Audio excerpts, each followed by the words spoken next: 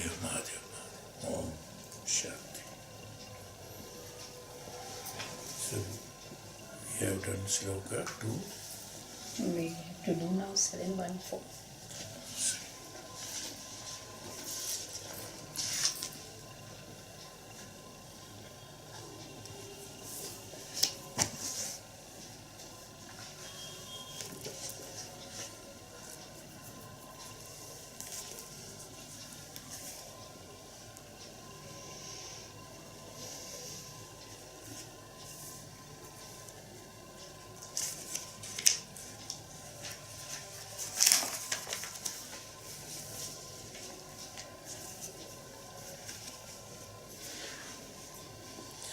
So in 713, Bhagavan said about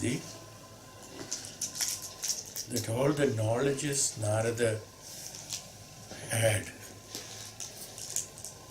said Sanatkumara,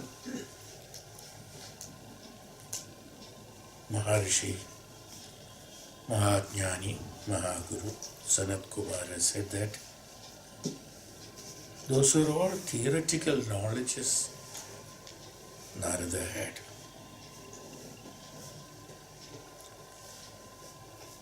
In the sense,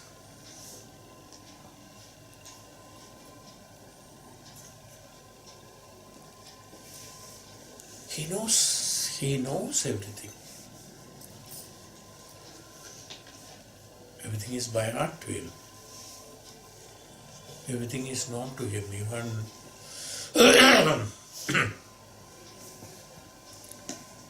Even when Sri Shuka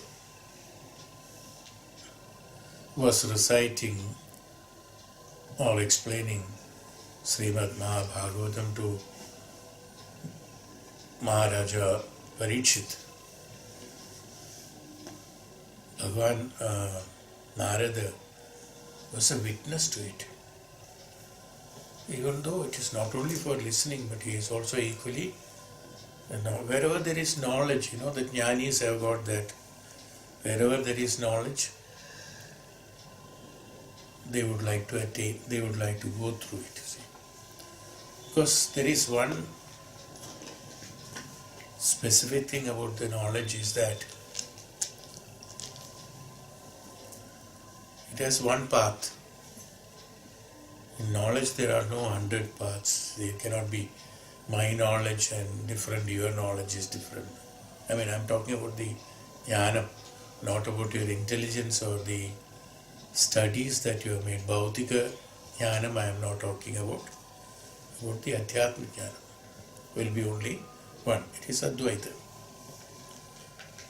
So even there also, the jnani has got this, so just to reaffirm various corners and factors of jnanam, which is inexplainable.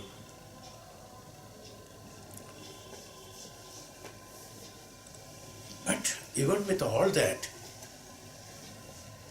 what Sanatkumara felt, Maharishi, Tapasvi, Sanatkumara felt, is that the Narada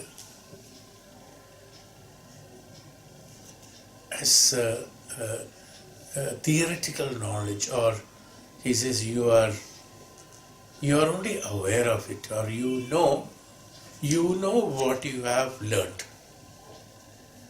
See what he said? I have learnt. What was the question? What should I teach you? So he said, hey Bhagavan, please teach me the method to have peace. What was that? And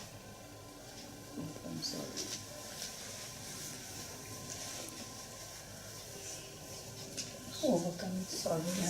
Sorrows and overcoming the sorrow and the attainment of peace. Is that what he has asked? How to overcome this sorrow, first of all? Only when you overcome the sorrow, then you attain peace. It is not the sorrow what we are thinking also now. Narada has got different sorrow. Not that I don't have this, I don't have that, I don't have facility.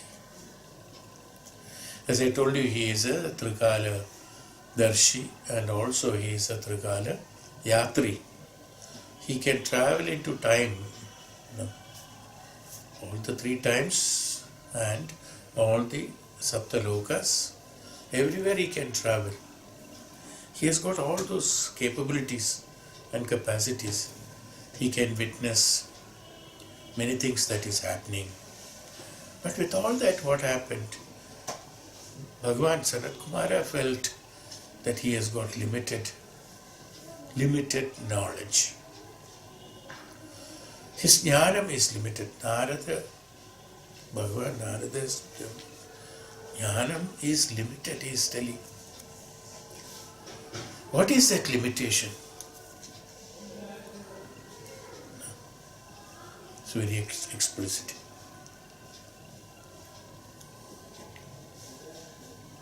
When Bhagavan asked him, what do you know? First of all, let me see, what do you know?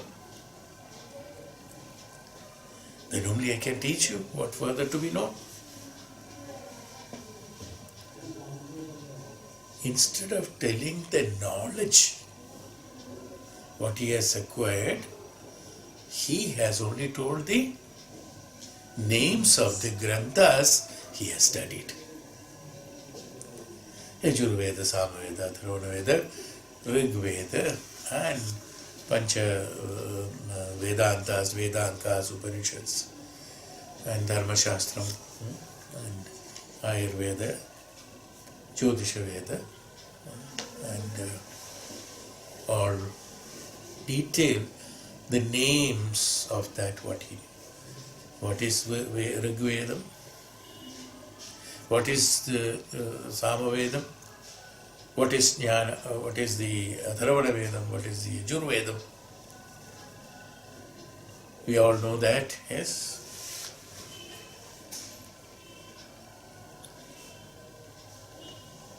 Badrayana Krishna Veda Vyasa, who has assembled this knowledge which was there existing.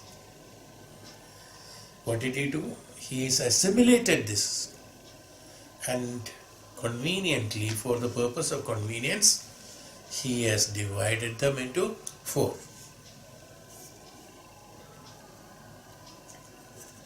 Nobody has written Vedas, you should remember all this.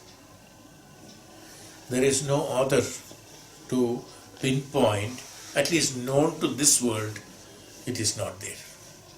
Even the Jnanis and Maharishis and Tapasvis and the ones who have written inscribed the Vedas and Upanishads also, has never mentioned who is the author of the Veda.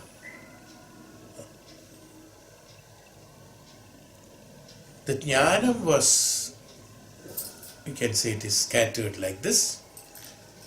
So he decided, okay, this is called the Ayurveda, this is called the Rigveda, this is called the Yajurveda, because certain categories have been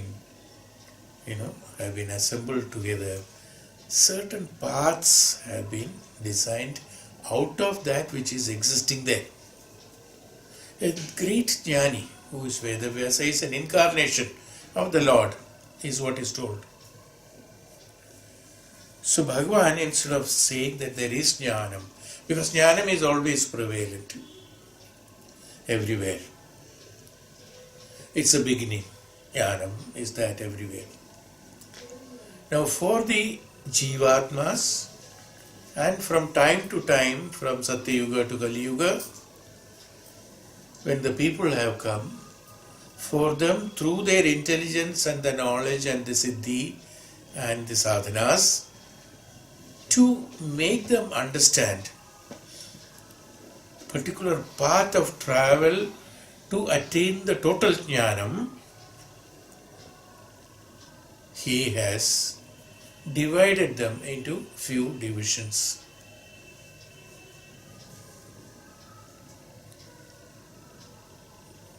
And these divisions are what he is talking about. What Narada is talking about is the divisions of the jnanam, yes, and through which one can attain the jnanam, no doubt about it. But he has only told about the path through which. He has only told the when he says the name, nama. What is that? He is telling the path. Now you say Chhandogya Upanishad, since we are talking about it. I know Chhandogya Upanishad through Chandogya. Is it the Chhandogya Upanishad you know? What is Chhandogya Upanishad?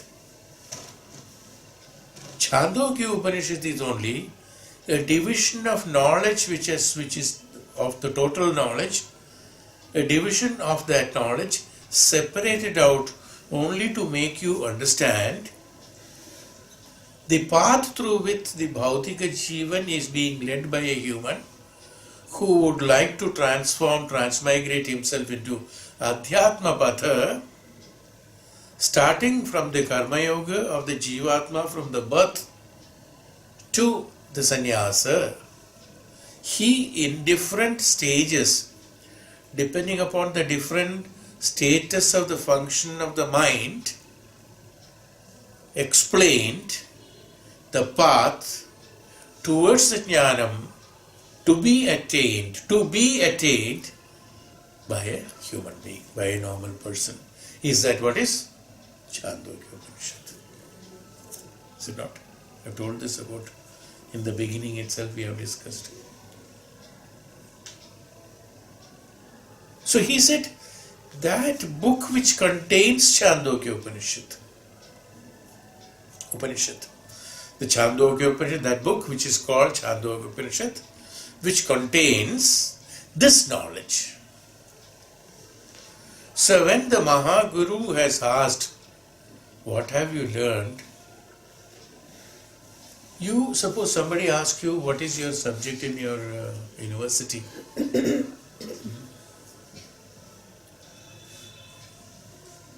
You say, okay, mathematics. You say physics or chemistry, whatever it is. No? You don't say, mathematics written by so and so, the book of mathematics of so and so, the book of physics by so and so. This is not told, no. You know the physics, knowledge of physics. You know the mathematics. Is not this how it is told? He's also asking the same thing. What do you know? Instead of saying Rigveda, Yajurveda, Atharvana Veda and Sama Veda and the various Vedas, Vedangas and Vedantas, he should have told, the sense, had he been involved totally in it, he knows, he should have told that this is the extent of Brahman that I am aware of, I know of. Up to what is your knowledge? It's not the words that you write, it's not the words you speak, it's not the words spoken by someone. No. That is not knowledge. That's not knowledge. No. It's only an ego satisfaction through which you will control your egos or guide your egos towards the path of the spirituality so that the ego himself is destroyed. How to destroy the ego? Somebody asked. The ego is the one who says that I am learned. The ego is the one who says I am so and so. The ego is the one who says I am writing this. The ego is the one who says I have written this. Ego is the one who has memorized this. Ego has never satisfaction. Now what happens? Depending upon, that is why the people have different people have different thoughts and objectives and roam around for the Brahmajnanam. There are stories and the Puranas also. You will find there are so many people who have been traveling all over, who had been looking for various types of jnanam, whether it is available in this guru, whether it is available in this guru, whether it is available in that guru. No, various places he had been roaming around. Instead, as I told you in earlier classes also, the jnanam is only one. Preached by Vasishtha, preached by Vishwamitra, expressed by the Durvasa and Narada are different methods. I told you about the Dhruva, Prahlada and all those stories.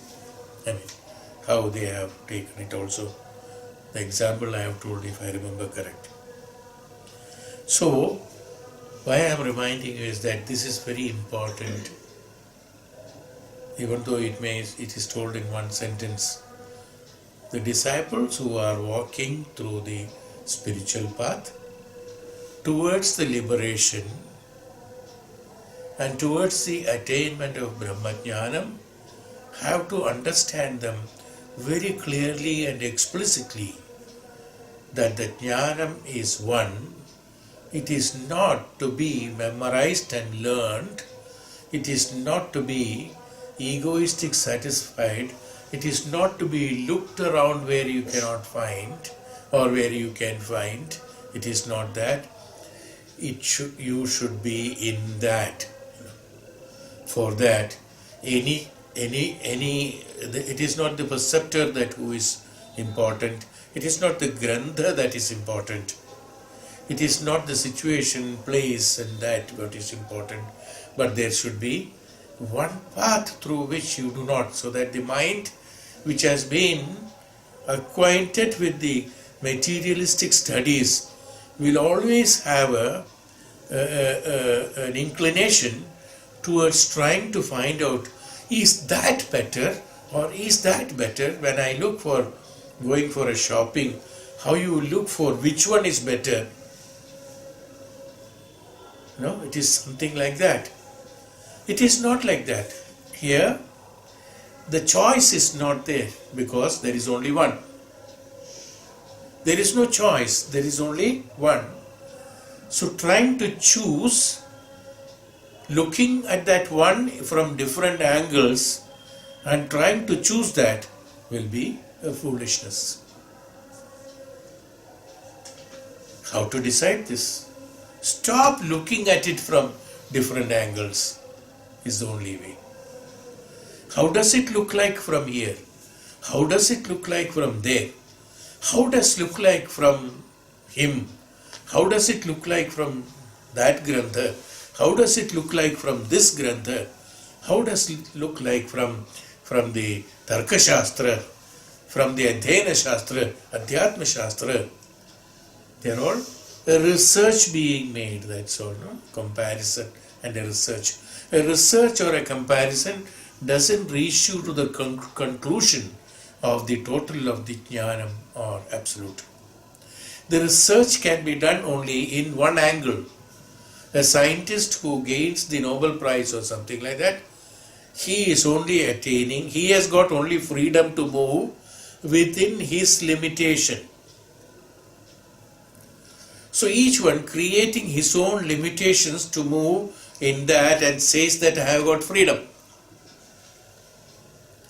He knows about physics and a particular science, a particular subject in physics. And he has got freedom to travel in that because he has got enormous knowledge of that.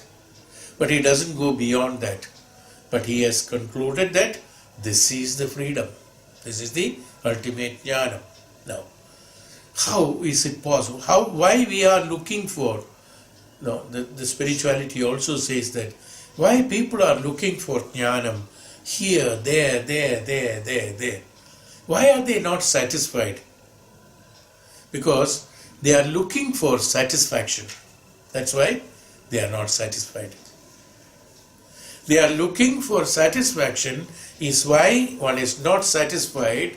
The one who is looking for satisfaction will never be satisfied because it is the ego and the mana who is looking for satisfaction. And when they look for satisfaction, by the time they attain satisfaction, he is unsatisfied for some other situation.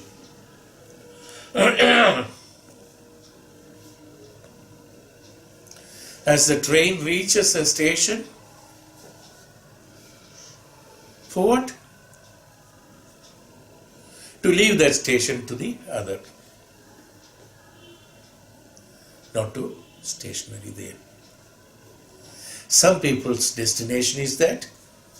Some people continue their journey. But the destination of the train is not that. The people may terminate it. That's what satisfaction has said. So in some stations you get down is your satisfaction, your termination, that is your terminus. It doesn't mean the terminus of travel of that particular vehicle is that. No, that is not the terminus. Anadi, Ananta, they said. So long you have an Adi and you have an Anta. If you do not have an Adi, there is no Anta. If there is an Adi, there is an Anta. If there is a beginning, there is an end. So you start with a beginning. What is that? I have to acquire this. So there is an Anta for that. That is called the limitation. From beginning to the end is that limitation. So you decide your own limitation, not that, and you think that is the freedom in which you are traveling. Is why you get perplexed by looking the jnanam through various angles. If you try to acquire jnanam only through Rigveda, through Samaveda, through Yatharvana Veda, through Yajurveda, you will attain Yajurveda knowledge, you will attain Rigveda knowledge, but you will not attain the absolute jnanam, which is the truth, which is the Satya.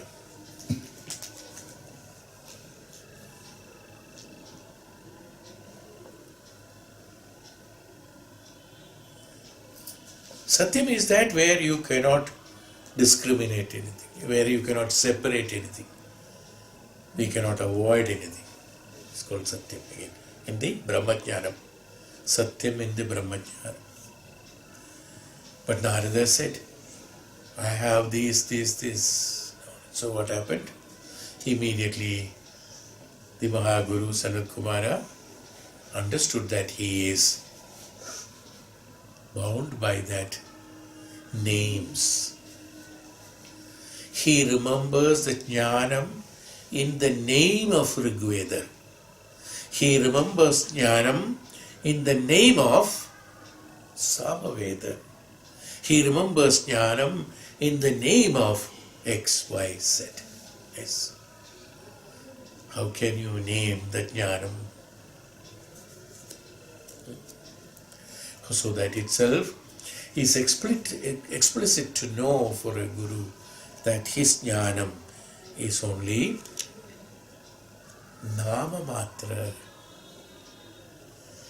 Whatever you try to understand in Rigveda, so long you have the consciousness of that the understanding is from Rigveda, is in Rigveda, is of Rigveda, it will remain in, of, and from. Yeah? Understood why Sanatkumara said immediately that it is Nama Matra, that to whom the great knowledgeable Brahma Rishi Narada.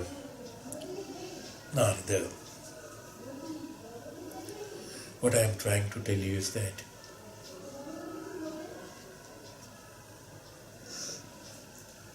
well, for us it is too much, but still, since we are in the studying the path of spirituality, follow that path which you have started. When the Vedas, suppose Narada, I'm just telling an example. Okay. This also has been given as an example. It's not that Narada doesn't know. Suppose Narada has studied all the Vedas only as the Jnanam, Vedic Jnanam. Okay. Even that is also Namamatra, but as Jnanam, probably he would not have understood it as Rigveda, Samaveda, Atharvana and Yajurveda.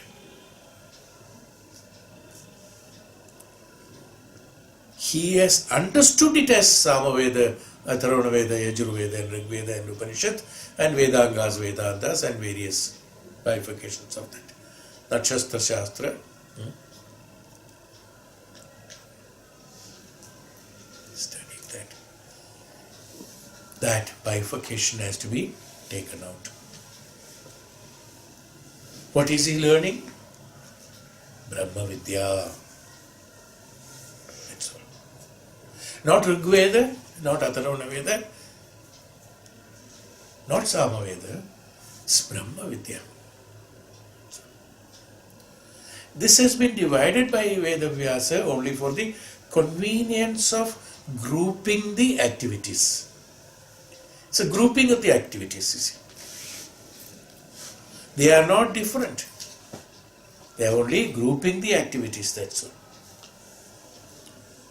So Bhagavan says, hey, Maharshi, they are nothing but, what is that? Yajur, Sama, Atharvana, Itihasa, Purana, art, science, Nakshatra Vidya, and Jyotisha Vidya, and Ayurvidya. Everything is nothing but words, Nama, Nama. You enter into being unless you become their self. So that is why Maharishis and Mahagurus and Tapasvis have told, when Prahlada was in his mother's womb, Maharishi Narada is the one who is the guru, and he was sitting in the womb and learning. Even he was delayed the process of delivery.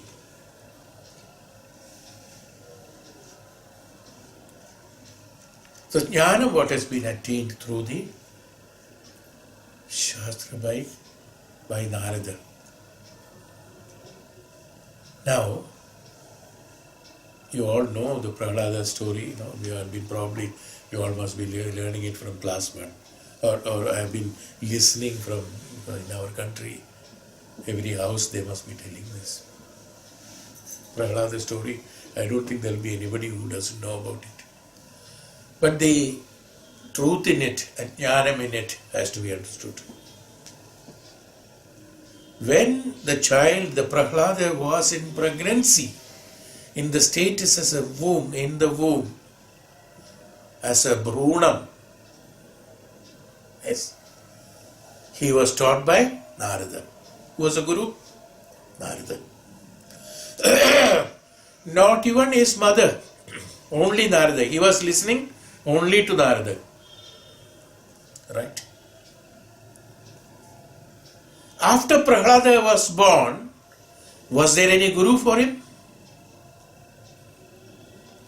You understood what I am coming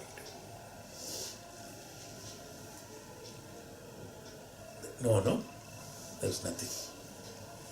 What has Prahlada learned from Narada? Maharshi, Deva Rishi Narada. Deva Rishi has taught him Brahmajnanam, even though we say about Nama, Vishnu Nama and things like that, they are all only for us to make us understand some, because we won't understand if we say Brahmajnanam. Even though he told certain mantras and certain principles of life Everything has been explained daily. Narada used to preach to Prahlada, who is in the womb. Finished, his studies are over. Now you tell me, on one side the same Deva Rishi Narada, see, I'm just, you have to compare all these things.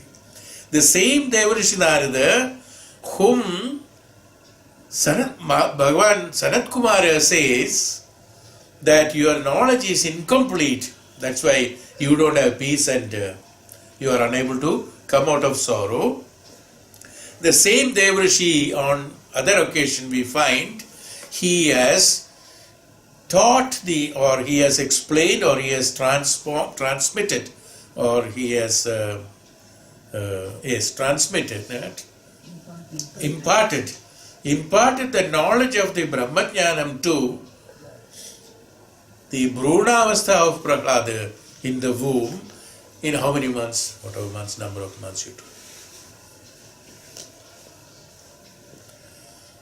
After Prahlada was born, there was no Guru, is it right? He did not see Narada after that because he has vanished. Before that he had to go. Then after that he was under the care of his father and in the kingdom. Am I right? And with that realization of that knowledge, we know what has happened afterwards. He could invoke. What was his knowledge? Don't forget that. Ultimately, he could invoke an avatar of Mahavishnu. Vishnu has created an avatar only for that purpose. That avatar was invoked by Prahlada, who had undergone the studies only for few months, that from Maharishi Narada, when he was in the womb, this explanation has to be absolutely remembered. There was that Guru and that path. What he said is the Brahma Vakya. There is nothing beyond that. Is what he has perceived. The total jnanam has been perceived by him, not as Rigveda, Samaveda, Yajurveda and any other Vedas. And he could survive everything, every difficulties in this world. He has also brought knowledge to his father, also gave him moksha, mukti. To Hiranyakashipu, son Prahlada gave him mukti, moksha. And who could invoke that Narasimha?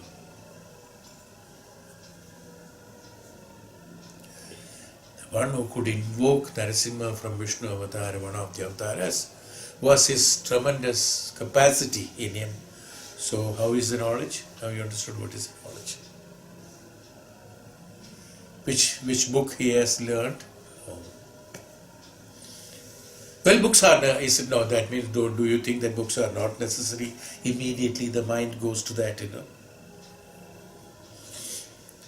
For those who have to learn through the books, have to learn through the books. Who have to learn through the pravachana of the Guru, has to be learned from that. But remember always, that is why your mind should not go into, as I told you just few minutes before, that if the mind goes into bifurcations for the satisfaction, the ego is guiding you towards the satisfaction of various paraphernalias and the beauties of the jnanam.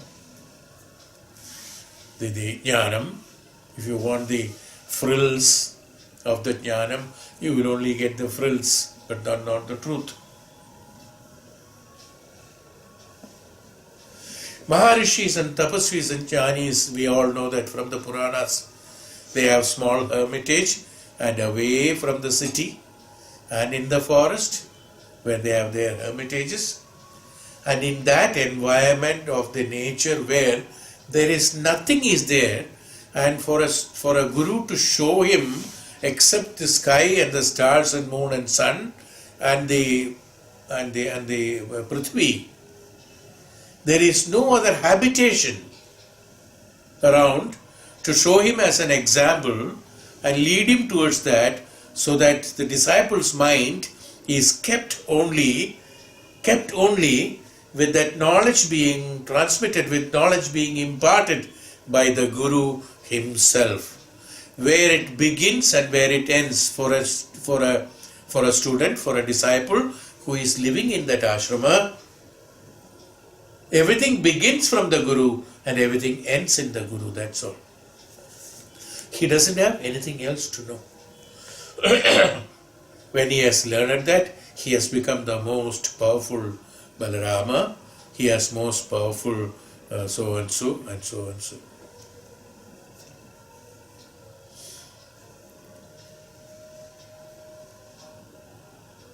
That is why it is known as ashrama. Ashrama is not a building. Ashrama is not a few thatched roof shelters.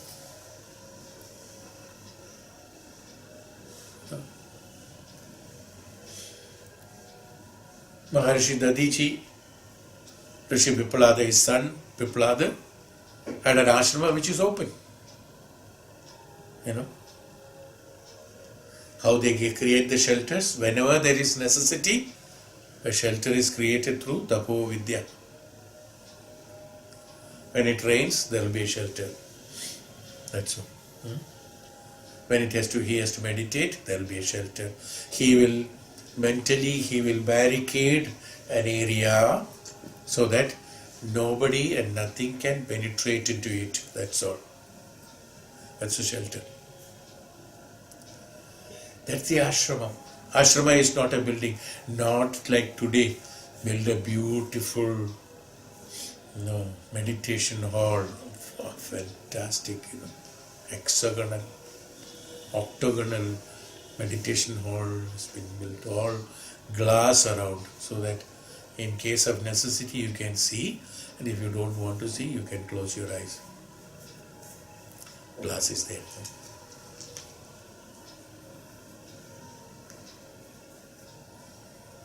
Beautifully decorated for yours to suit your convenience. Beautiful meditation hall.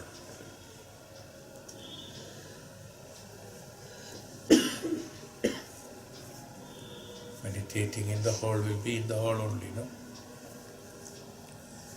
Well, what I am trying to tell you is that ashrama, where we are to, why I am saying all these things, you must be wondering why I am going away from the subject. Don't wonder. Because it is not wandering. I am very much in that.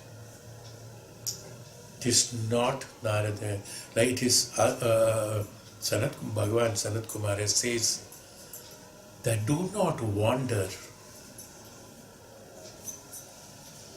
Tapasya is that to be in you, that's all. Where it is, it doesn't make a difference. Ashrama is that, ashrama in that soul, that Atma, who is a Brahma Sakshatkari, Brahmajnani. Where do you want to have ashram? You want to have an ashram in a building, whether it is beautiful, or whether a sannyasi is kudiya, or whether it is forest, or whether it is city, or whether it is XYZ explanations. Where do you want to have ashrama? You understood what is our concept of ashrama? A group of buildings, a group of students, one guru or two gurus taking different subjects, one taking yoga and one taking yoga.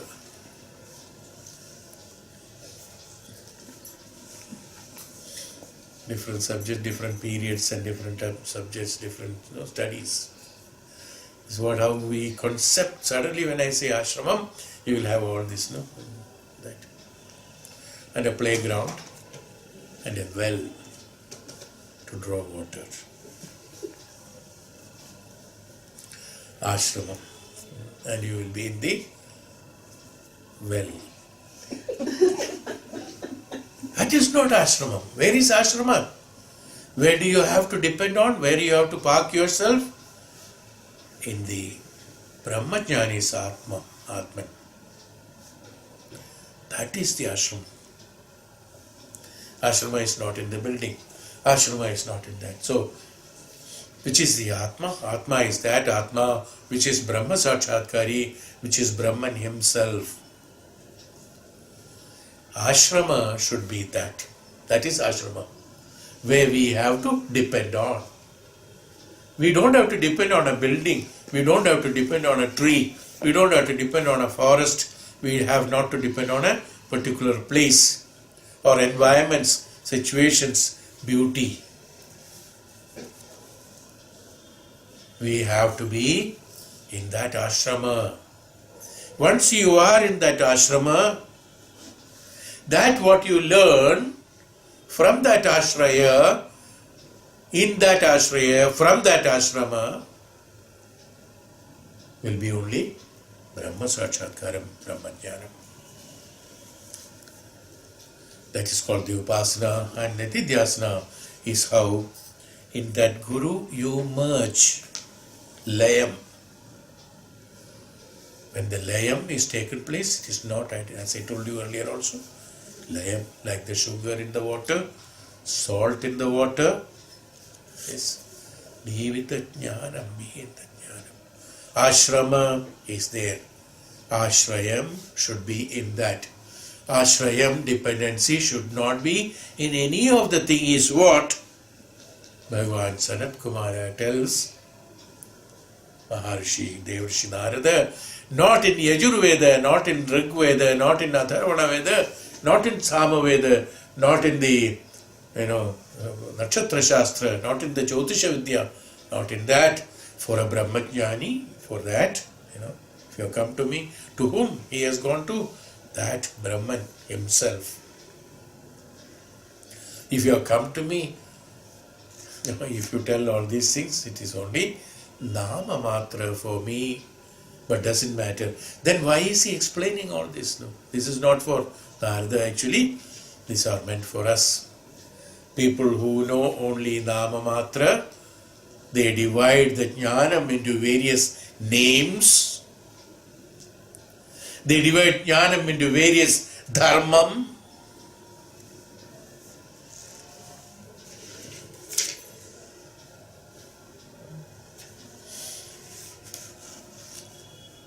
For him, for them, it is necessary to know that this Nama Matra is not enough. They are all explanations which is satisfying you, your mind and your ego, ahankara, so that you remain unsatisfied.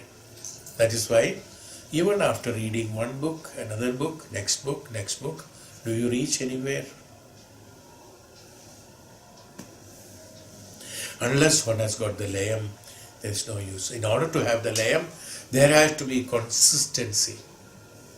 Sthita prajna has to be there. The prajna should not be divided. That jnanam is better. Atharvana jnanam is better. Rigveda is better. Or Maharishi Vasishtha is better. Vedavyasa is better. So and so is better. Individual places or nama of the books or the name of the places, they are not ashraya, they are not to be dependent on. They are not the ashraya. Your ashraya should not be that. Your ashraya should be the true ashramam, where the Brahmajnani, incarnation of the Brahman himself, the true Brahman. For them, no meditation hall. Where was Prahlada's meditation hall? Inside his mother's womb. Where was his studies? No notebooks. Because it was a knowledge which was imparted and perceived by him through and through. And his dependence, his ashrama was only in Narada. Even when he was in the womb, his ashrama was in Narada only. Deva Rishi has projected the Brahma Sakshatkaram to him so that when he came out in this world also, from that smallhood, child itself, everything is a miracle to us. The Holika, who is coming now, no? Because we have invited the Holika to come. So that Holika will come only to remind us that, look, that small child Prahlada, even could overcome the Agni and burn, who has got the vara from Brahma, that you will not be burned even in the Agni. Agni Deva also has been happy with the Holika.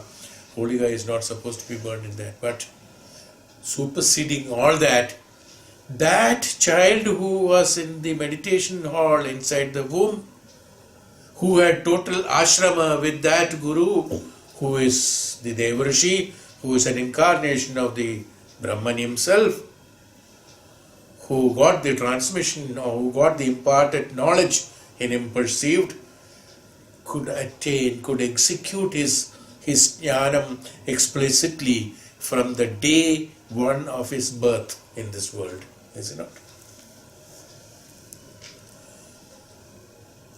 I hope is it clear to you now why I have explained so much? Because one word of Sanatkumara said that it is Nama Matra.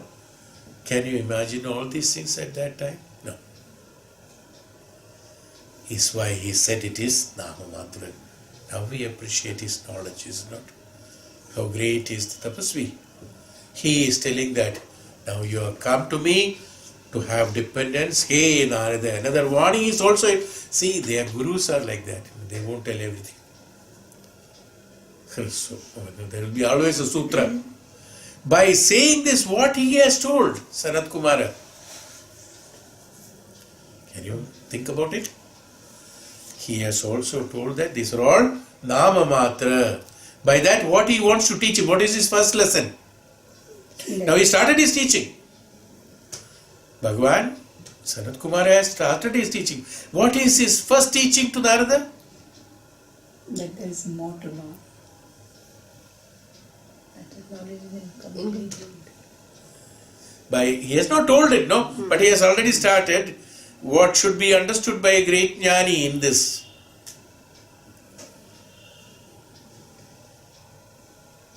I have told everything. It is just coming only from, when I am talking, it comes link by link, that's all. He said, hey Narada, warning to Narada, indirectly, it's there, underground, Saraswati. What is the warning? Don't consider this also, that jnanam received from Bhagavan Sanatkumara. Don't put one more name in the list, is what is his warning. You understood now? This is the first lesson. Don't identify this as the jnanam from Sanatkumara, another list, that's all. Then what happens? The whole thing is lost. This also will be lost. Is another warning also is involved there. This is how the teaching goes. That has to be understood. It is never told openly. It has to be understood by a disciple. Don't add another list, otherwise what happens? Your list of knowledges will increase, that's all. Knowledge will not increase. What will increase? The list of knowledge will increase.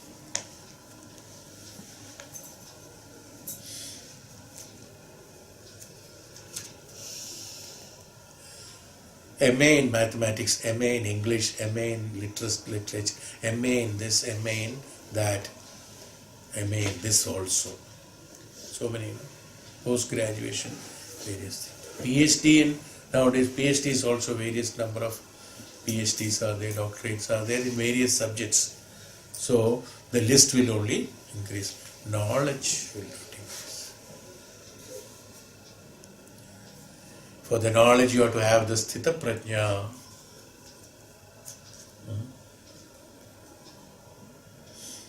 I know it must be, the repetition must be there in Upanishad, he said.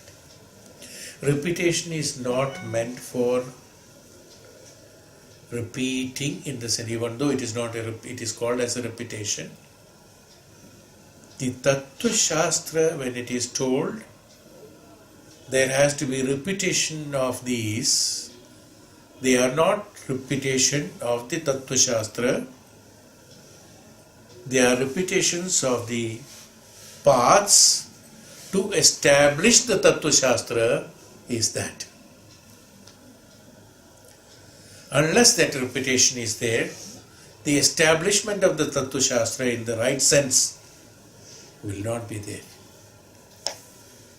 As I told you, just by saying that, hey Narada, it is only Nama Matra. That's all he said. Now this has to be understood. This is where the explanation is necessary.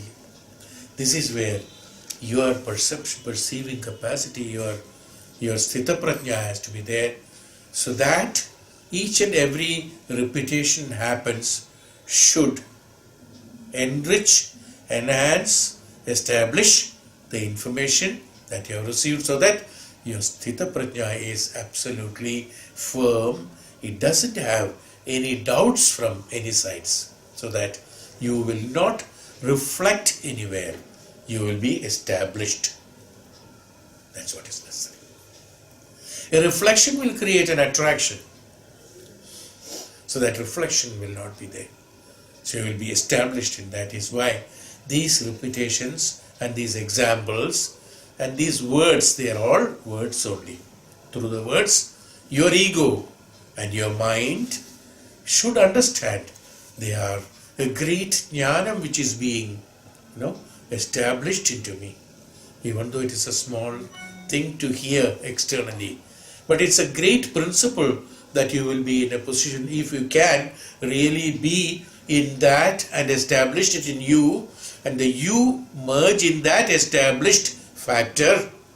When you merge in that established factor, what I told you now, this is only Nama Matra, and ashrama should be in that Brahma Sakshatkar is Atman.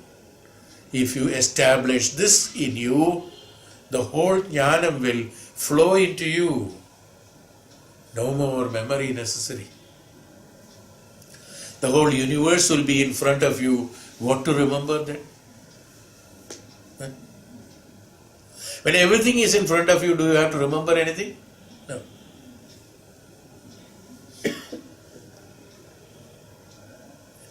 You agree or not? If you don't agree, I've got a ready-made example now. How many phone numbers do you remember? Your close ones? No? Earlier you used to remember everything. Why now it is not remembered? It is.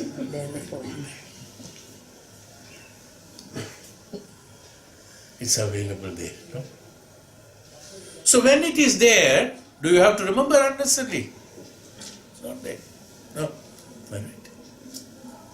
This is what the fact is. That's all. Simple to understand. So when that jnanam is there in presence of you, when that Mahaguru, Tapasvi, like Rishi people are there, Rishi Vasishtha or who, or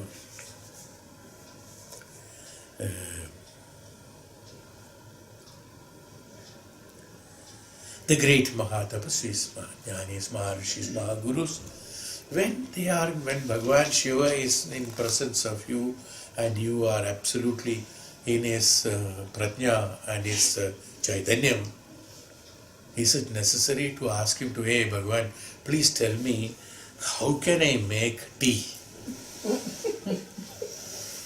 Bhagavan Shiva, do you have to ask?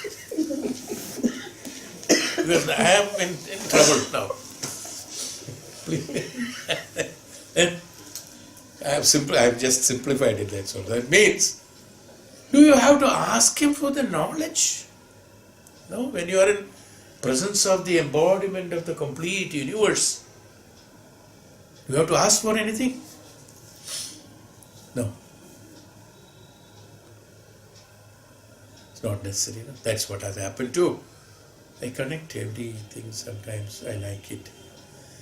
That's happened to Adi Shankaracharya when he took a bath in the Ganges in Varanasi in Banaras, walking through the small narrow lanes. Suddenly he found a Chandala standing in front of him. So even though his disciples invoked him, hey Guru, see, look at the Chandala standing, ask him who you are. Without thinking, Adi Shankaracharya, a great mistake by him done, that he asked him, who are you? Best you know. After that, he did not ask for any explanation. It's the same thing, is it not? Asking for the moment he realized what happened. The Chandala himself has become the Jnanam. When he did not realize that is the Jnanam who is standing in front of him, the embodiment of Shiva, Shiv Bhagavan himself is standing in front of him, he did not know who he is because he was blind with the Bhautika Jivan. He was blind with the ego and his mana, vichara, vikara. The moment, within a fraction of a second, he is being a great jnani again, Acharya, he is a great jnani again. He is also an incarnation. Hi, what happened? What did I do? Because the disciples have told from the back, you see, there's a Chandala standing in front. Immediately the words that has come into his ears reflected from him without thinking. The Guru himself standing there, the Maha Guru himself standing there. So realization, after realization what happened? Even though the Rupa was Chandala then also, what was the Rupa earlier? Earlier was Chandala Rupa, his understanding was Chandala. Even then after realization also his Rupa was Chandala only, but he saw Bhagavan in him,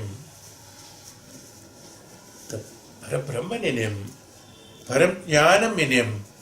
Then immediately he connected himself into it. Absolute, that Ajnanam has been removed. When the Ajnanam in me removes, the Chandala in the Jnanam, Chandala in the Guru, Chandala in the Devata is removed, that's all. Where is the Chandala? Chandala is in our mind.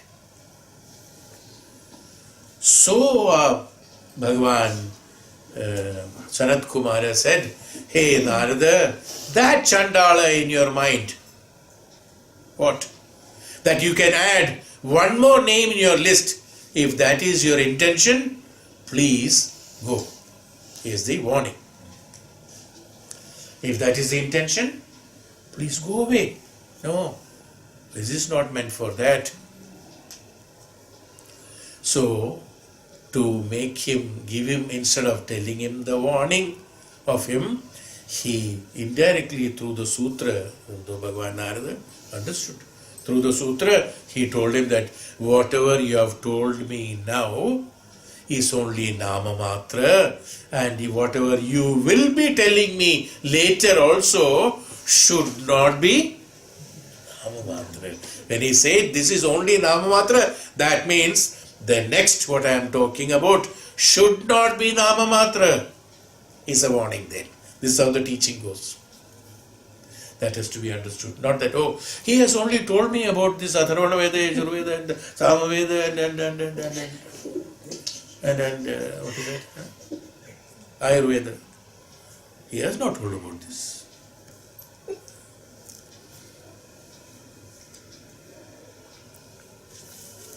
So is that. This is how he has told about the. Then what?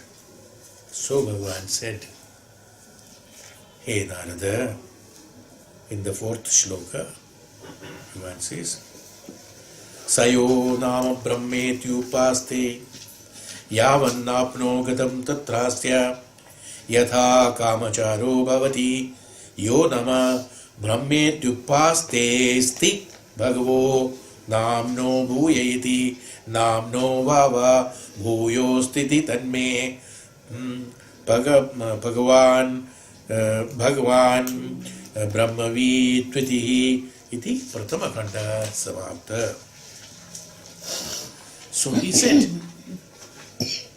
Sayo Nama Brahme Tupaste. The one who does the upasana, upaste of the Nama. Yakan Mano Gatam Tatrasya. On the Brahman. Anyone who meditates on Yatha Kamacharo Bhavati, he becomes the Brahman. If you meditate on, so he is teaching him how to go learn now, how to come. Now here, sister, see, where is he starting? Bhagavan Narada, Deva Rishi Narada has understood about all this, even though it is Nama Matra, he had a conception that I have learnt all these things, this is there. Now initially, he has to make him come out of this. Then only he can enter into other. This is how the teaching goes. Why I am speaking so much? So that you should come out of that what you have in your mind and concept, that these are all what I have known. These are all what I do. This is what, things like that. So that should not be another list. Don't increase the list. When there is no list, then you are listed. When there is a list, it will be keeping on, going listing. Listed is list is finished, list is over. You have to put an end to any list. Yes. So do not look for venues, do not look for variance, do not look for anything. Have sthita prajna on the jnanam you are following and be firm and be in that. Through that, because when you have traveled so much, you should not drop it. You should be in that so that you can be a Brahmajnani. Is what Bhagavan says here. So Bhagavan said that in this Brahme. So upasate Nama Brahmo upaste yavan namno gatam tatrasya. Start from the. So he said, Narada, having started with the name, let me start with the name. That's it. You have started with the names. Let me start with the name. So you do one thing. In your mind, these names are there. So do meditation on the names, he said. Upaste, Brahma upaste. So meditate on the names now, he says. So meditate on the names, it means that he does the meditation. Means what? What is that meditate on the names? What do you understand from this? He has only told this. That in Sanskrit he said, Sayo nama brahmetyupaste. Anyone who meditates on the name as Brahman, anyone who meditates on the name of Brahman acquires freedom of movement as far as the range of name extends. Is what the explanation is. When you meditate on Brahma, Nama means what is the meaning of that? Brahmos upaste, Brahma upasana. You have to do the Brahma. Where is you are doing? I told you about the upasana and the nididhyasana. You remember? Where do you do the upasana and the nididhyasana? We said to the Guru. Embodiment of the jnanam. It's an embodiment of the jnana. When this embodiment of the jnanam is Brahman. So upasana to Brahman. Yes.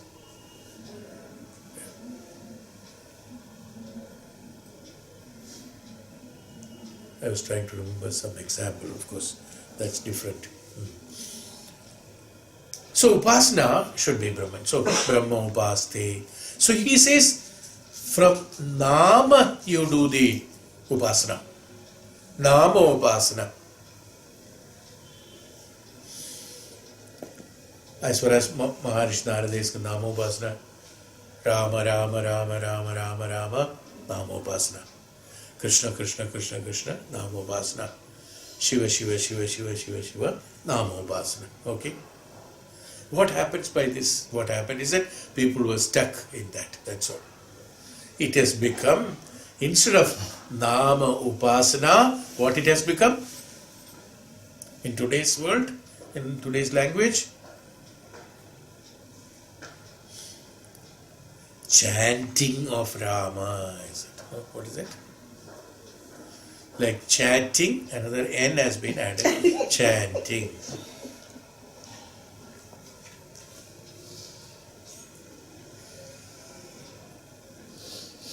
What is chanting? Chanting is Nama. It's not Nama Upasana, it is Namocharana. In Sanskrit, translation. It is Nama Ucharanam. It is not Nama Upasana. What we are doing today is Nama Ucharanam, not Nama Upasana. There has to be Nama Upasana. How is Nama Upasana? First we will start with the Nama Ucharanam, because that's what we have learned. Start with Namocharanam, and that Ucharanam has to be vanished at one point of time. By doing that, it should vanish, it should no more be there. The Ucharanam has to go off. How to, it's not that intentionally to make it go off, not going out of breath.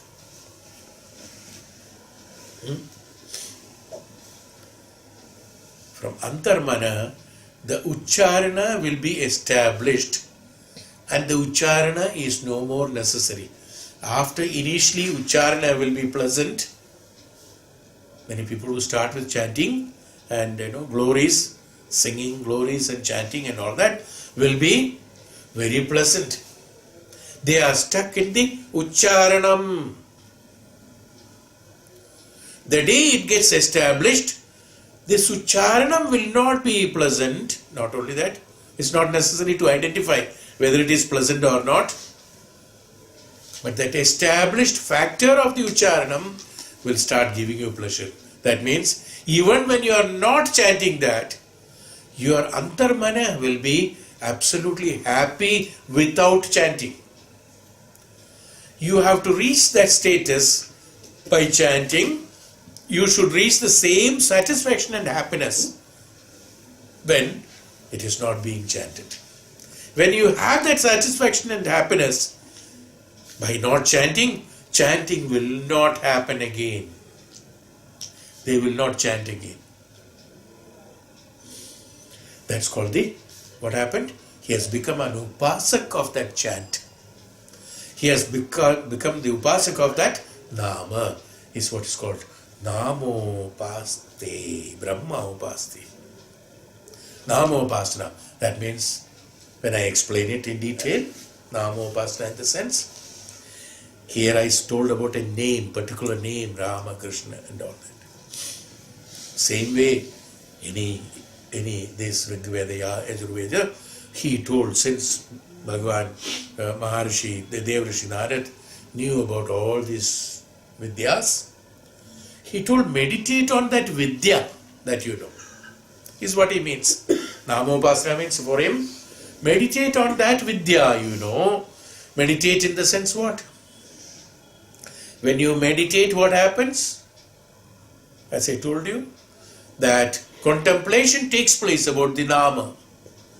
Now suppose Deva Rishi Narada is meditating on Rigveda.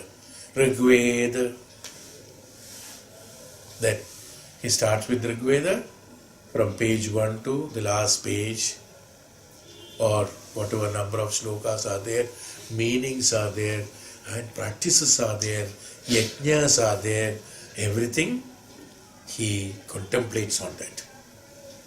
When he contemplates on that, at the end of it, Vedanta, at the end of it, what happens?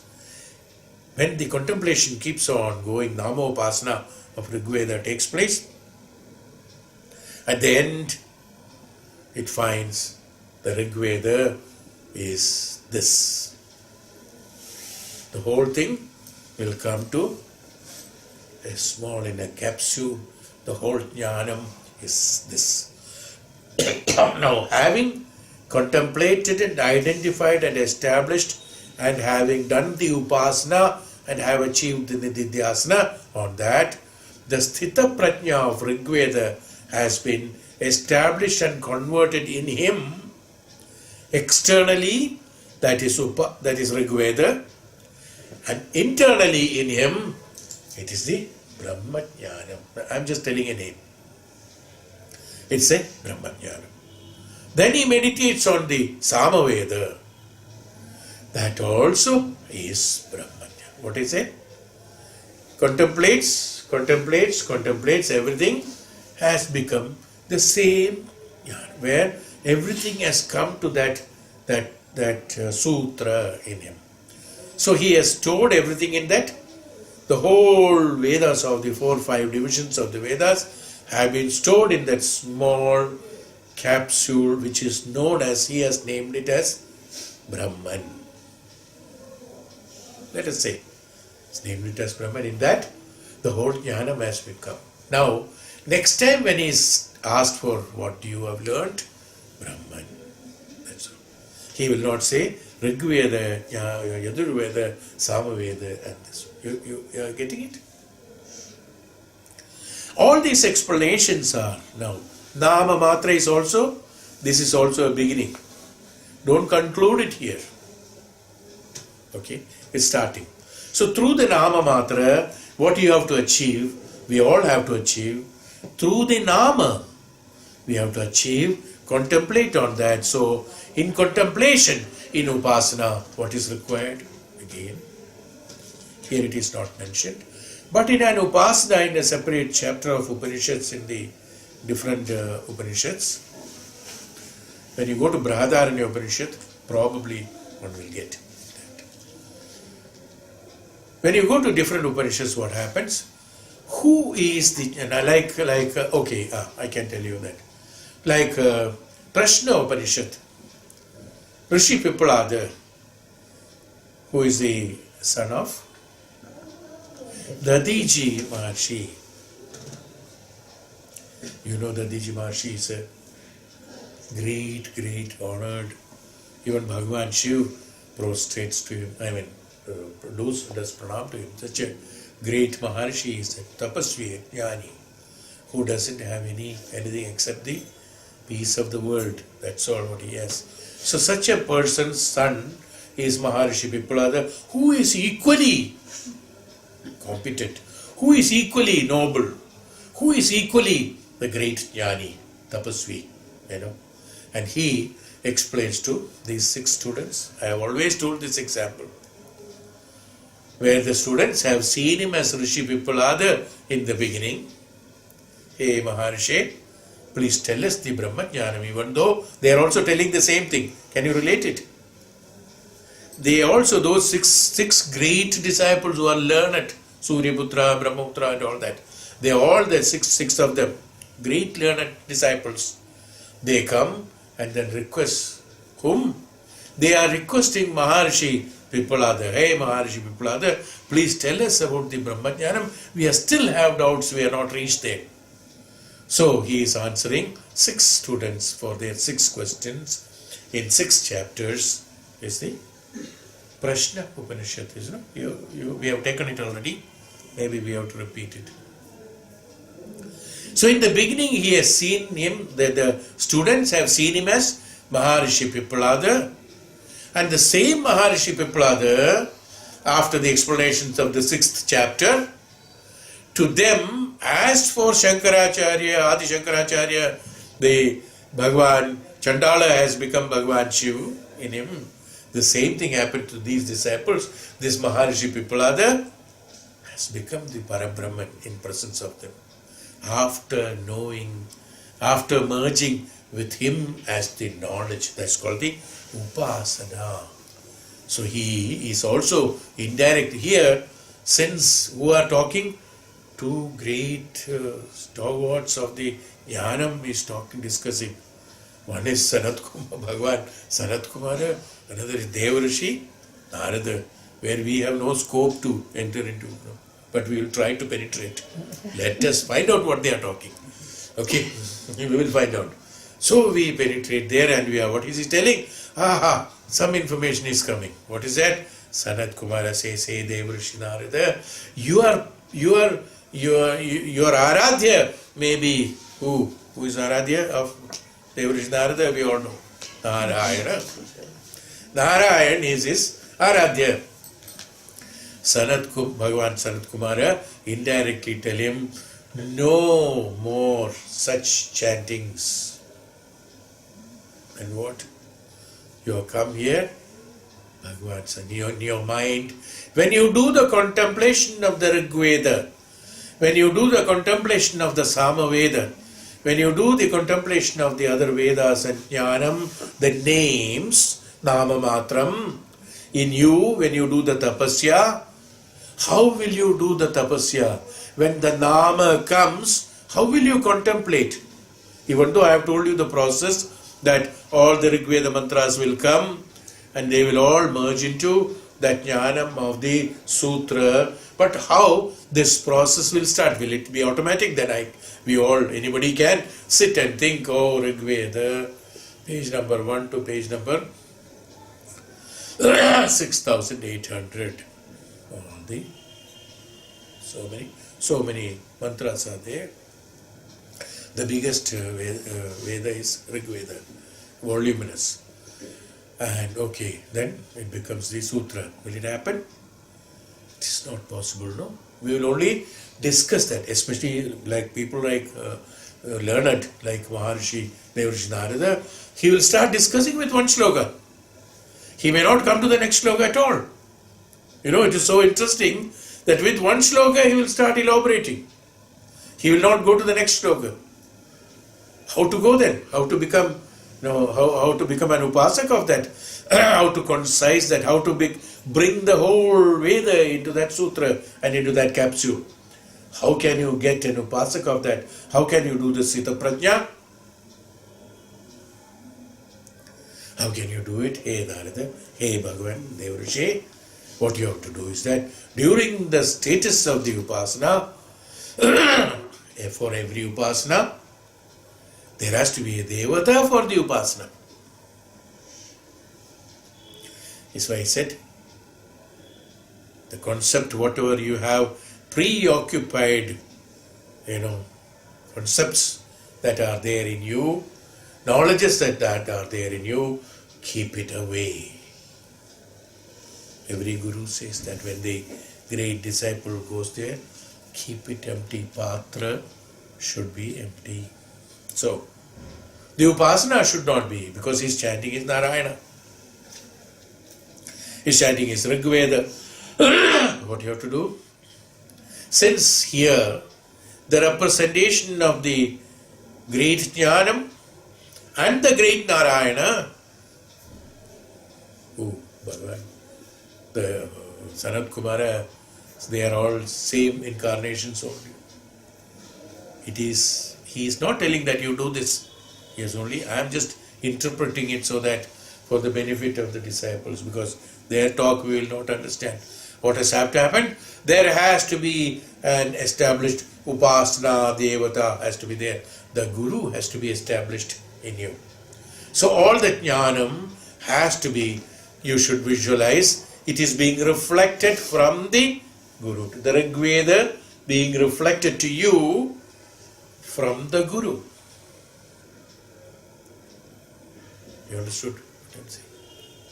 Ultimately, what you have to understand, you will be seeing the guru, upasak of the guru here, Maharishi Bhagavan Sanatkumara. Bhagavan Sanatkumara in him, in Deva Rishi Narada, and Deva Rishi Narada keeps on seeing that Bhagavan Sanatkumara reciting or repeating or expressing or imparting the Vedas to him, and his Sthita Prajna is in the Guru's third eye. We are told that, no? Dakshinamurti Stotram also has explained that. His Sthita Prajna is in the third eye of the Guru, which emits the imparting of the complete knowledge. Yes. At that time what happened? Even though he is going through the knowledge that he has undergone of the Vedas, by each shloka, let us presume, each shloka, interpretation by him is not there. Why? Because his Sthita Prajna is in the Guru. The interpretation is done by the Guru and he is transmitting it to you, and your Sthita Prajna and Upasana is on the Guru. So what happens? The Rigveda, ultimately what happened? That which is imparted by him will be the Guru. Put him in the card, so easy. Samaveda, Guru. Yajurveda, Guru. Atharvana Veda, this. Shastra Vidya, this. Shastra Vidya, this. Nakshatra Vidya, this. Yes. Everything, because it is not the recited, it is the reciter who contains all the knowledge, as in, is in him. Then is it necessary to have that what comes out? As I told you, when Shiva is there, you don't have to ask for something. Same way, when he is there, the embodiment of knowledge. You understood how the Upasana is done?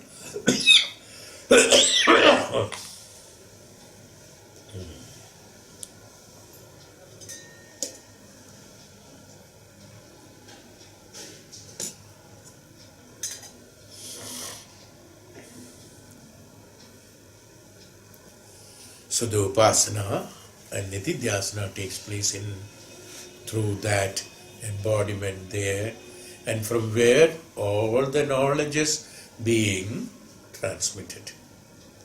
So what happens? He is not concentrating on Rigveda, but Rigveda being recited or Rigveda being transmitted by that embodiment of the Jnanam. So where you are concentrating? On the Jnanam. You are concentrating on the Guru. So what happens? The Jnanam is automatically reflected from there. You understood? Otherwise you remember so many shlokas of Rigveda to go through and do Upasana on that. And to establish this as one, is it possible? It's not possible. You will never be able to do it. Why? Because, as I told you, the Jnanis will get stuck in between because it will be so interesting, And one shloka comes, he will keep on describing it, contemplating it on that, maybe for years, maybe for janmas. No? It's not like we think. People have gone through it janmas. When Vedavyasa has identified that even this people cannot make it all right, he divided it only for the purpose of this. Then he said, okay, he called one group of people, said that you are known as Rigvedis, you only learn Rigveda, you only do Prachara of Rigveda. Then there is another group which is known as Samavedis. There are people like that, yes? I think you must be knowing about it. There are Rigvedis, there are Samavedis, classification is there. They do only that Prachara of that, learning of that, Prachara of that. Even that is not complete even now, after so many yugas. So you imagine contemplating on one and establishing. You see, you understand the intensity of what I am informing you, that it is not possible by going through by the words, by the meanings, by the slokas. It is not possible to establish it. For that, as I told you, the faith, Vishwasa has to be there. Embodiment of the Jnanam has to be established in the Upasana Murti. There has to be an Upasana Murti has to be there. Then the Upasak, it is easy for Upasak to merge with the Upasana Murti. Murtaye. Murta is not Murti, is not a Shila, a Shilpa without any life. Murti is a representation. That's called Murti. Yes. Murti of Vishnu. Representation of Vishnu. Not the Shilpa of Vishnu. Not the statue of Vishnu. Not the statue of Bhagavan Shiva. No? They are representations. So, the Upasana Murti. Here Upasana Murti is that should be here. Upasana has to be done. So, just a Murti is not enough. An Upasana Murti should be the embodiment of Jnanam himself. Who is the Brahman himself. In other words, it is Brahman himself. So that Upasana Murti has to be established. From the Upasana Murti, this knowledge is coming and being established in you. So what happened? Your Ahankara, ego of your Namamatra knowledge will get diluted to knowledge. Namamatra knowledge will get diluted into knowledge. When there is no identification to be made there, then the ego is lost.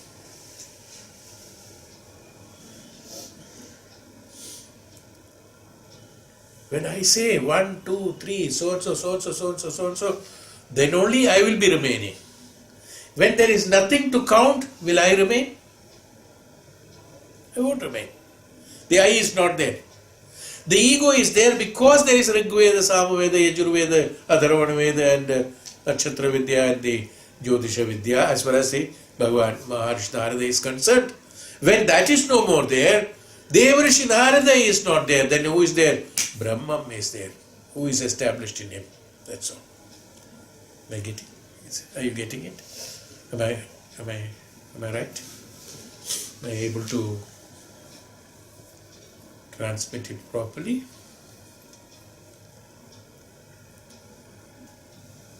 Same way, in our meditation, we have to establish that Upasana Murti so that an Upasak and Upasana Murti should not be two.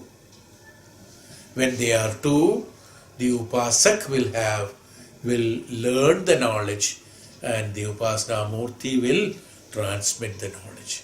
The transmission and learning, so long it is there, the transmission and learning will continue. As I told you, keep on writing the list. The listing is going on. Once it is closed, the listed.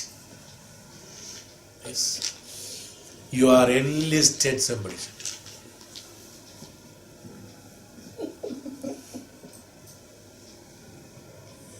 Enlisted, where your list is not more finished.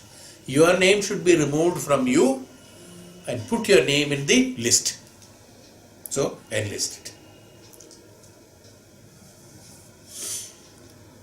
For admission, he writes that his name has been written. When the admission is done, in that what happened? You have become the student of philosophy, student of science, student of mathematics. You are no more Shalini Sen.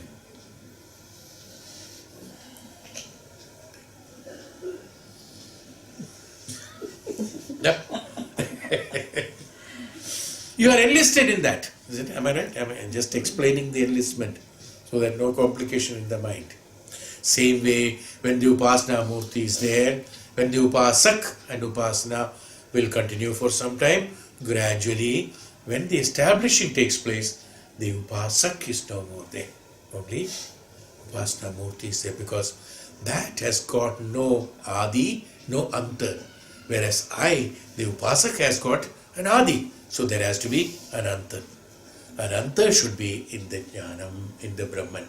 This is how Upasana is the name, Maharshe, Deva Rishi. So having come, you have been doing all this. So you must be having all that. So through the Upasana, that's why he said, what he said here? Nama Brahmotyupaste, considering that as the Brahman. What he says? Do Upasana, Upaste, Upasate. Do Upasana, considering the Nama as Brahman. How can you consider Nama? Suppose I tell you, you consider Nama as Brahman and do Upasana. What will happen? Don't know. What does he mean by that? Nama as the Brahman. How will you convert these two different status of different density, different capacities, the Nama into Brahman? How will you convert it? What is the conversion table? How will you convert Namam as Brahman? Simple thing. Yeah. It is told that. Nama Brahma Upaste. Namam should be considered as a Brahman and do Upasa. Guru should be considered as a Brahman and do Upasa. What does it mean? What does it mean? How do you transform it? How do you convert it? What is the conversion table behind that? It's only Vishwasa, dependency, total dependency, Samarpana Bhava, to Samarpana to the embodiment of the Jnanam. This Nama will not be different from the Jnanam. Nama is that which is known as the Jnanam. Nama is one of the Jnanam. That's all. How will you do it? How will you transform it? As I told you, you will not see that Nama. Then only your establishing will have a confusion.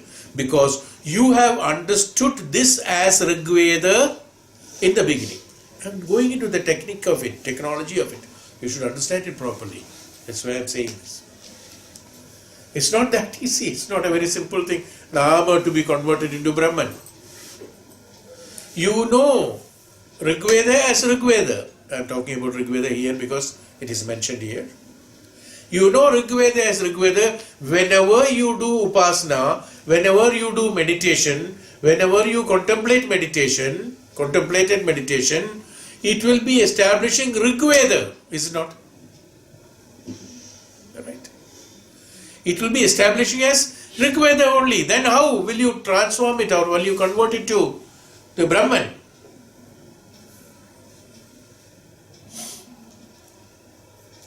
So this Nama of Rigveda, instead of the Nama of Rigveda, you reciting Rigveda or you contemplating Rigveda or you understanding Rigveda or you meditating on Rigveda should be removed, and establishment of the Brahman will be there, or establishment of the embodiment of the Upasana Murti should be there. From the Upasana Murti, this Jnanam of the Rigveda being transmitted.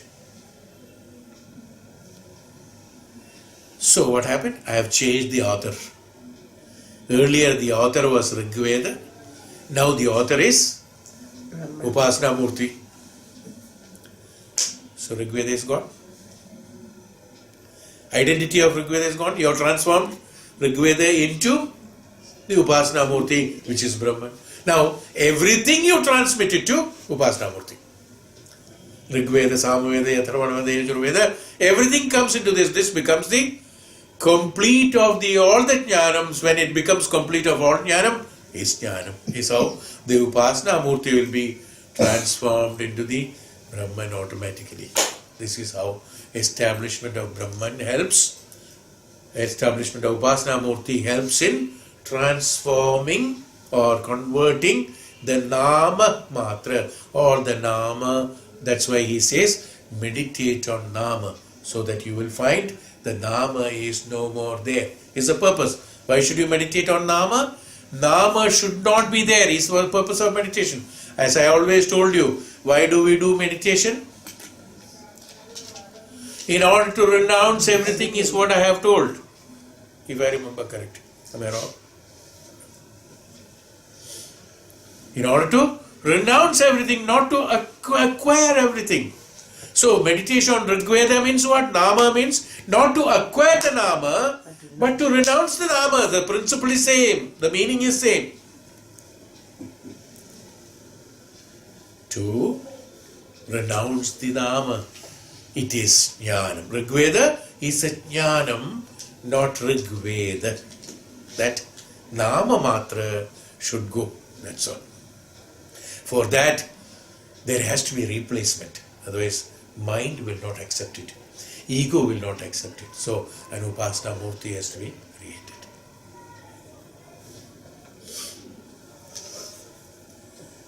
Bhagavan says, now that is the Namama. Do Upasana on the Nama Matra as Brahman. Therefore, meditate. What he says here? Therefore, meditate on name. He said. This is what he explains. This is the explanation I have given for this word. Meditate on name. Because I myself was thinking, what should I explain you all when you ask? Suppose you ask how to meditate on name. If somebody asks. So this is the answer for that. How to meditate on the name. Is why meditation, elimination of, that means renunciation of name. That doesn't mean the name is not there. Name is there, but I am renouncing the name. What is renunciation? Then I have to go back again. What's renunciation? Not establishing something is not there, that everything is there, but this is this. That's jnanam. Jnanam is knowing everything. As I told you, Bhagavan Shiva, how did he? He swallowed the Visha. He himself is Visha, we said. No? What is that? Jnanam. So, in him, the Nama of Visha is no more there. Even though Visha is a name. But as far as in totality is concerned for Bhagavan, the Visha as it is a small unit is no more there. It's all in me. In every human being there is Visha, is it not?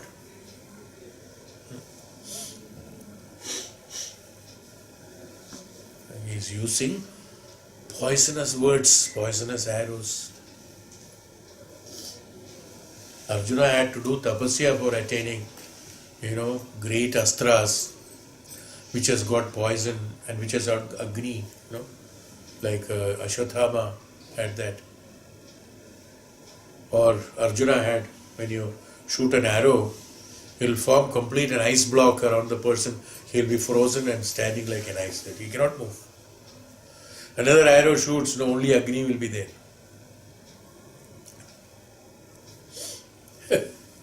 Wasted their time, They should learn from Kali Yuga. Here, one word is enough. One will become ice and one will be burnt in fire.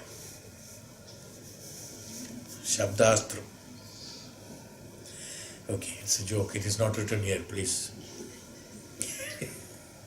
The idea, so object precedes the real knowledge of the object. Now what happens here? We have to talk about now. Next I will talk about what is this identification. Now we are coming to Bhautika so that we can relate with the Adhyatma. What I spoke to you now, meditate on the Upasana and the Upasana Murti and Upasak, embodiment of the Jnanam, establishing the Jnanam in the Upasana Murti is Adhyatma. Okay. Hope this is the gist what I spoke. You got it?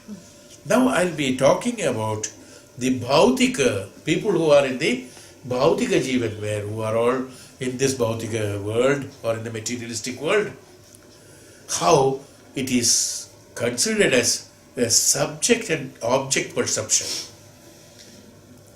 The technicality of the subject and object perception we will describe, which is exactly same, only to establish this factor of the Jnanam Brahmamurti Guru, establishing the Guru and establishing as the Jnanam as a Brahman, is materialistically, when it is compared, how it will look like and how it can be convinced to your logical mind, so that this logical mind can be transformed, the table or the conversion table of transforming the logical mind into the spiritual mind. Both are mind. In spiritual mind, there are no dvandvam, that is the Quality. and in the duality, in the dvandvam is not there, duality is not there, and in the bhautika mana, there is always duality. Even though both we call it, that's why we don't call the spiritual mind So we don't call, because mind is no more there. As I told you, when you meditate on nama, nama is not there. When you completely have the acquirement of knowledge is concerned, the antakarana will be vanished. Antakarana is vanished, only the Atman and Atmajnanam remains. Okay? We will describe about it in the next class. Okay? You have to go in detail and step by step, as we said, so that we have to have no doubts in the mind, so that the mind and ego should not take me to another angle and tell me, look, one more angle is left and you have to find out this. No. We are blocking all the holes. We are plugging all the holes where the doubts can be there, is what we are trying to do, so that your mind can be helpful for you to establish the Upasana Murti with absolute faith. When there is a lamp burning, even if there is a small hole through which the wind is blowing, the flame will start dancing. Yes. We should plug all that, so that the flame will be steady and stita prajna, vishwasa. That's why it is known as faith. It's known as vishwasa. Vishwasa is only one. Why? Because it's not that blind one. Don't go by that again. It's not blind one. Proven one. Having experienced all the 9 holes in the body, having experience from the 9 holes, the dancing of the flame, dancing of mind has been experienced by me, and I have, through the Indriya Nigraha, what I have done, I have brought it into Sthita Prajna. It's a total Vishwasa in my Upasana Murti, in the Brahmajnanam. Ultimately, it coincides to that. This is how we have to walk in that path, so that we will have absolute strength. It can be transmitted into physical body. It can be transmitted into material life.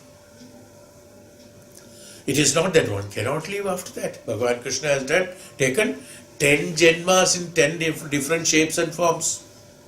What's the meaning of it?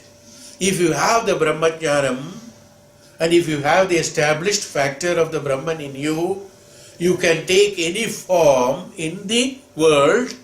You can be a mother, you can be a father, you can be a king, you can be a pauper, you can be a pujari, you can be anything.